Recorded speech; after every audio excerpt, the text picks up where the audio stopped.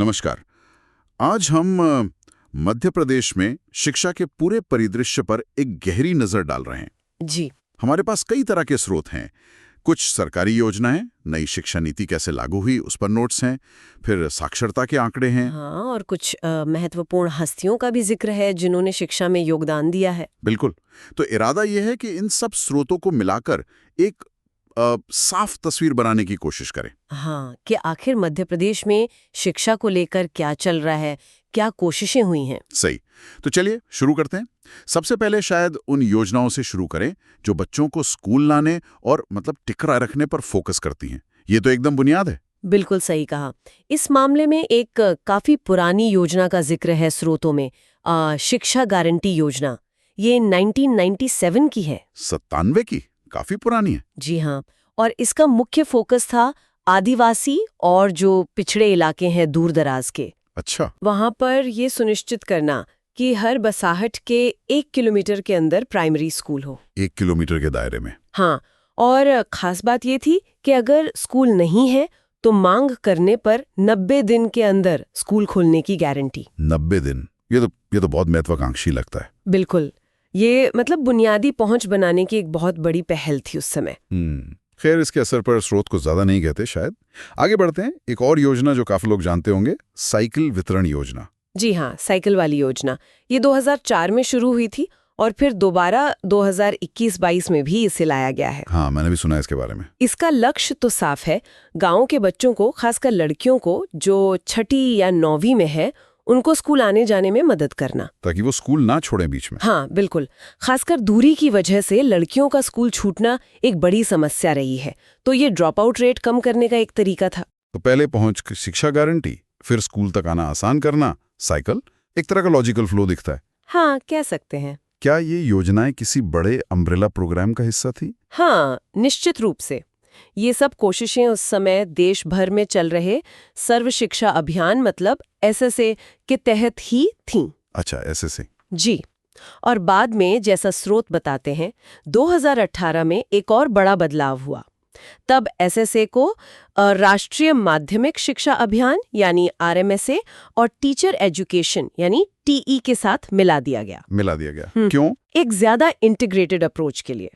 इसका नाम हुआ समग्र शिक्षा अभियान। समग्र शिक्षा? हाँ, ताकि प्री स्कूल से लेकर 12वीं तक की पूरी स्कूली शिक्षा को एक साथ देखा जा सके, उसकी गुणवत्ता सुधारी जा सके। समझ गया। और इसी में वो RT शिक्षा का अधिकार, वो भी जुड़ जाता है? जी हाँ, बिल्कुल। स्रोतों में RT एक्ट का भी जिक्र है, जिसने 6 से 14 साल के बच्चों के लिए मुफ्त और अनिवार्य शिक्षा को कानूनी अधिकार बना दिया। और हाल फिलहाल की कोई योजना? हाँ, एक अभी हाल की है, मुख्यमंत्री स्कूटी योजना। ये अगस्त 2023 की है। स्कूटी योजना? ये तो थोड़ी अलग लग रही है। हाँ, ये पहुंच या ठहराव से ज्यादा प्रोत्साहन पर आधारित है। प्रोत्साहन मतलब? इसके तहत हर सरकारी हायर सेकेंडरी स्कूल में जो 12वीं क्लास का टॉपर होगा, एक लड़का और एक लड़की, उन्हें स्कूटी दी जाती है। अच्छा, टॉपर्स के लिए? जी। ये मेधावी छात्रों को मोटिवेट करने का तरीका है हायर सेकेंडरी लेवल पर। तो आप देख सकते हैं कि कैसे फोकस सिर्फ पहुंच से, फिर ठहराव और अब उत्कृष्टता को प्रोत्साहन देने तक बढ़ा है। एक दिलचस्प यात्रा है योजनाओं की। अब उन पर आते हैं जो खास तौर पर प्रतिभाशाली बच्चों को आगे बढ़ाने में मदद करते हैं। यहाँ कुछ और स्पेसिफिक स्कीम्स दिख रही हैं। जी हाँ, और इनमें एक बहुत महत्वपूर्ण है, गांव की बेटी योजना।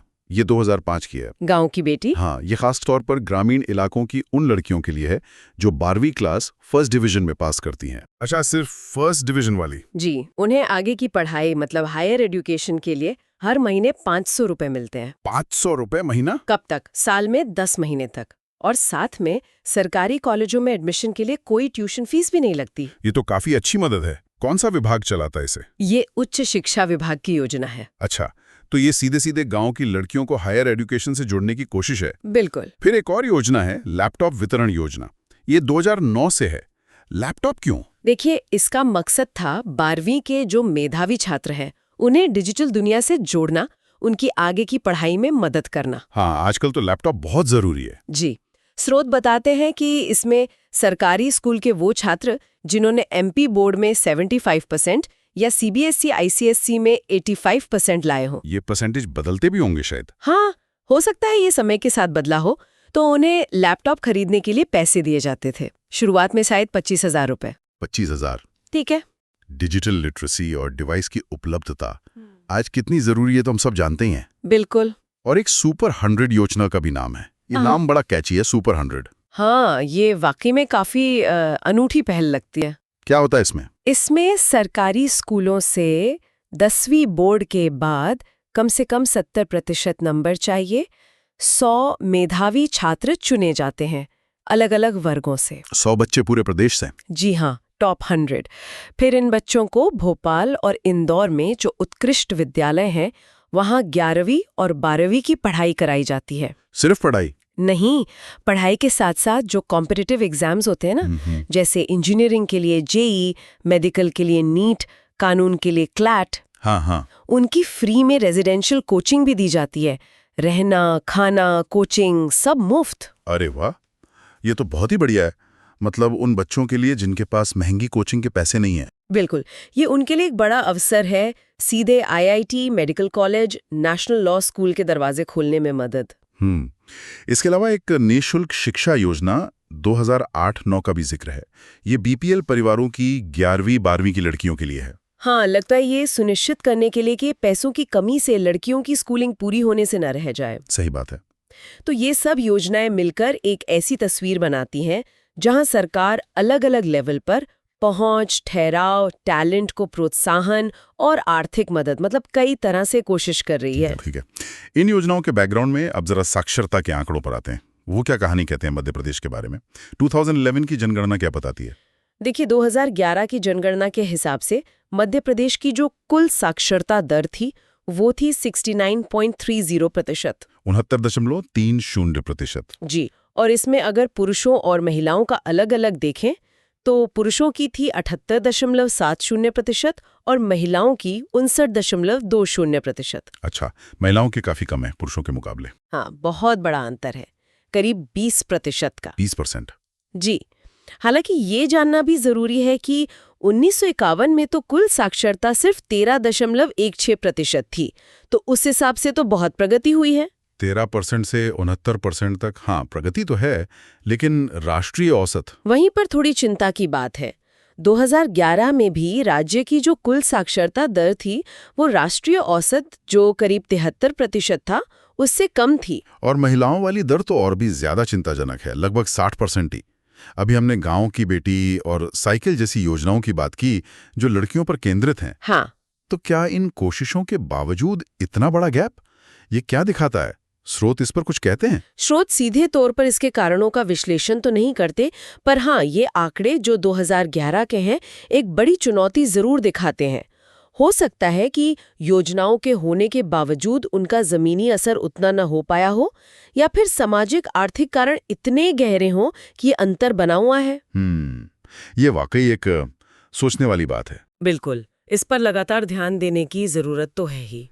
अच्छा, अब थोड़ा हायर एजुकेशन और मॉडर्नाइजेशन की तरफ देखें। एक बड़ा फैक्ट ये है कि मध्य प्रदेश देश का पहला राज्य बना जिसने नई शिक्षा नीति 2020 यानी एनईपी को लागू किया। जी हाँ, ये एक महत्वपूर्ण कदम था। 26 अगस्त 2021 से इसे लागू किया गया विश्वविद्यालयों और कॉलेजों में। एनईपी तो शिक्षा में कई बड़े बदलावों की बात करती है। सबसे पहले लागू करना ये दिखाता है कि राज्य इस दिशा में आगे बढ़ना चाहता था। हाँ, ऐसा लगता है। और इसी से जुड़ा एक और दिलचस्प कदम है टेक्निकल एजुकेशन की क्वालिटी सुधारने की दिशा में। वो क्या है? स्रोत बताते हैं कि राज्य सरकार ने जो इंजीनियरिंग और पॉलिटेक्निक कॉलेज है उनमें कैपेसिटी बिल्डिंग, टीचर ट्रेनिंग और सिलेबस डेवलपमेंट के लिए कैम्ब्रिज यूनिवर्सिटी यूके के साथ एक MOU साइन किया है। कैम्ब्रिज यूनिवर्सिटी के साथ इंजीनियरिंग और पॉलिटेक्निक के लिए? जी हाँ, ये काफी महत्वाकांक्षी कदम लगता है। अंतर्राष्ट्रीय स्तर के संस्थान से जुड़कर तकनीकी शिक्षा का स्तर उठाने की कोशिश। ये वाकई ध्यान देने वाली बात है। उच्च शिक्षा में और क्या खास है? एक और बहुत महत्वपूर्ण तथ्य है। अमरकंटक में जो इंदिरा गांधी राष्ट्रीय जनजातीय विश्वविद्यालय है, IGNTU, हाँ सुना है उसका नाम। वो देश का पहला केंद्रीय जनजातीय विश्वविद्यालय है। पहला? पूरे देश का? जी हाँ, ये खास तौर पर आदिवासी छात्रों की उच्च शिक्षा की ज़रूरतों को पूरा करने और उनकी कला, संस्कृति, परंपराओं पर रिसर्च को बढ़ावा देने के लिए बनाया गया है। ये तो बहुत ज़रूरी है। इसके अलावा कई और विश्वविद्यालयों का भी जिक्र है, जैसे भोपाल में भोज ओपन यूनिवर्सिटी है डिस्टेंस एजुकेशन के लिए, कई प्राइवेट यूनिवर्सिटीज़ हैं, स्टेट यूनिवर्सिटीज़ तो हैं ही। और शायद कुछ नए भी बन रहे हैं। हाँ, खरगोन में जननायक टंट्या भील के नाम पर और सांची में बौद्ध इंडिक स्टडीज पर केंद्रित नए विश्वविद्यालय बनाने के प्रस्ताव का भी उल्लेख है। तो मतलब हायर एजुकेशन में विस्तार और वैरायटी लाने की कोशिश दिखती है। पारंपरिक, डिस्टेंस, ट्राइबल, प्राइवेट और अब स्पेशलाइज्ड भी काफी फैला हुआ है। अब कुछ हाल की पहलों पर आते हैं। जुलाई 2023 में शाहजहाँपुर जिले में राज्य का पहला पीएम श्री स्कूल खुला। ये पीएम श्री स्कूल क्या चीज है? पीएम श्री यानी PM schools for rising India. ये केंद्र सरकार की स्कीम है। अच्छा, केंद्र की है। हाँ, इसमें देश भर में कुछ मौजूदा सरकारी स्कूलों को ही अपग्रेड करके मॉडल स्कूल बनाया जा रहा है। मॉडल स्कूल मतलब उनमें एकदम मॉडर्न इंफ्रास्ट्रक्चर होगा, टेक्नोलॉजी का इस्तेमाल होगा पढ़ाई में, बच्चों के ओवरऑल डेवलपमेंट पर फोकस होगा। ये सब नई शिक्षा नीति की सोच के हिसाब से।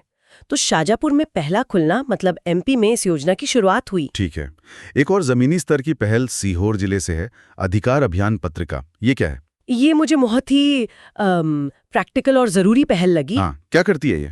इसका मकसद है कि जो बाल देखरेख संस्थाएं होती हैं जैसे चिल्ड्रंस होम वगैरह, उनमें जो 18 साल से कम उम्र के बच्चे रह रहे हैं, हाँ, उनके जरूरी डॉक्यूमेंट्स बनवाने में मदद करना, जैसे आधार कार्ड, बैंक अकाउंट, जाति प्रमाण पत्र, आय प्रमाण पत्र, समग्र आईडी। अरे हाँ, ये तो बहुत जरूरी है। इनके बिना तो कुछ नहीं होता आजकल। बिल्कुल। इन दस्तावेजों के बिना ना तो बच्चों को ठीक से शिक्षा मिल पाती है, ना स्कॉलरशिप, ना कोई और सरकारी योजना का फायदा। तो ये अभियान उन बच्चों को उनके अधिकार दिलाने में मदद करता है। ये वाकई बहुत अच्छा काम है। कई बार ये बच्चे सिस्टम में खो जाते हैं। सही कहा। एक और निर्णय का जिक्र है, एमपी बोर्ड ने मदरसा बोर्ड को समकक्षता दी है। इसका क्या मतलब हुआ? इसका मतलब ये है कि मदरसा बोर्ड से जो डिग्रियां मिलती हैं, जैसे आलिम या फाजिल, उन्हें अब एमपी बोर्ड के 10वीं और 12वीं के बराबर माना जाएगा। अच्छा, तो इससे क्या फायदा होगा? इससे मदरसा से पढ़े हुए छात्रों के लिए आगे मेन स्ट्रीम एजुकेशन, जैसे कॉलेज या यूनिवर्सिटी में एडमिशन लेना आसान हो जाएगा, या फिर सरकारी नौकरियों के लिए अप्लाई करना। मतलब उन्हें मुख्य धारा से जोड़ने की कोशिश है। जी हाँ, शैक्षिक और रोजगार के अवसर बढ़ाने की दिशा में एक कदम। और आखिर में स्रोत कुछ उन लोगों का भी जिक्र करते हैं जिन्हें एमपी से शिक्षा के क्षेत्र में पद्म सम्मान मिले हैं। हाँ, ये भी महत्वपूर्ण है। हाल के सालों में जैसे 2023 में जबलपुर के डॉक्टर मुनीश्वर चंद्र डावर को पद्मश्री मिला। वो सस्ती चिकित्सा सेवा देते हैं जो कहीं ना कहीं स्वास्थ्य और शिक्षा से जुड़ा ही है। अच्छा। और 2022 में साहित्य और शिक्षा के क्षेत्र में डॉक्टर नर्मदा प्रसाद मिश्रा को मरणोपरांत पद्मश्री मिला। तो ये सम्मान दिखाते हैं कि व्यक्तिगत स्तर पर किए गए काम को भी पहचान मिलती है। बिल्कुल। तो इस पूरी चर्चा को अगर समेटें तो क्या तस्वीर उभरती है? हमने कई योजनाओं, आंकड़ों, पहलों को देखा, स्कूल पहुंच से लेकर टैलेंट को आगे बढ़ाने तक, हायर एजुकेशन से लेकर एनईपी लागू करने तक। देखिए, तस्वीर मिली जुली है। एक तरफ तो साफ है कि मध्य प्रदेश में शिक्षा के अलग अलग स्तरों पर बहुत सारी कोशिशें हुई हैं और हो रही हैं। हाँ, योजनाओं की लिस्ट तो लंबी है। बिल्कुल। शिक्षा गारंटी, साइकिल, लैपटॉप, सुपर 100, गांव की बेटी, ये सब अलग अलग जरूरतों और ग्रुप्स को ध्यान में रखकर बनी लगती हैं। फिर एनईपी को सबसे पहले लागू करना, कैम्ब्रिज के साथ एमओयू, पीएम श्री स्कूल, ये सब मॉडर्नाइजेशन और क्वालिटी सुधारने का इरादा दिखाते हैं। लेकिन सिक्के का दूसरा पहलू भी है। हाँ, बिल्कुल। चुनौतियां भी उतनी ही साफ हैं। साक्षरता दर खासकर महिलाओं की अब भी राष्ट्रीय औसत से पीछे है और वो 20% का गैप बहुत बड़ा है। सही। और इन सारी योजनाओं का जमीन पर असर कितना हो रहा है, शिक्षा की क्वालिटी सच में कितनी सुधर रही है, ये सवाल तो बने हुए हैं। यानी कोशिशें दिखती हैं पर नतीजे शायद उतने नहीं दिख रहे, खासकर साक्षरता के मामले में। हाँ, कह सकते हैं प्रगति है पर करने को अभी बहुत कुछ बाकी है। तो इसी बिंदु पर आज की चर्चा को रोकते हुए एक सवाल श्रोताओं के मन में छोड़ जाते हैं। जी, विचारोत्तेजक प्रश्न। मध्य प्रदेश में शिक्षा के लिए इतनी सारी खास योजनाएं हैं, गांव की बेटी, साइकिल, सुपर 100 और भी कई, फिर भी राज्य की कुल साक्षरता दर और उसमें भी महिलाओं की साक्षरता दर राष्ट्रीय औसत से कम क्यों है? क्या सिर्फ नई नई योजनाएं बना देना ही काफी है, या जरूरत इस बात की है कि हम शिक्षा व्यवस्था की जड़ों पर ध्यान दें, जैसे टीचर की क्वालिटी, उनकी ट्रेनिंग, स्कूलों का इंफ्रास्ट्रक्चर, सिलेबस कितना प्रासंगिक है, और सबसे जरूरी, इन सारी योजनाओं का असरदार और जवाबदेह तरीके से लागू होना। क्या इन बुनियादी चीजों पर ज्यादा गहराई से, मतलब एक स्ट्रक्चरल तरीके से काम करने की जरूरत है, ताकि पढ़ाई लिखाई के नतीजों में सचमुच का और टिकाऊ सुधार आ सके?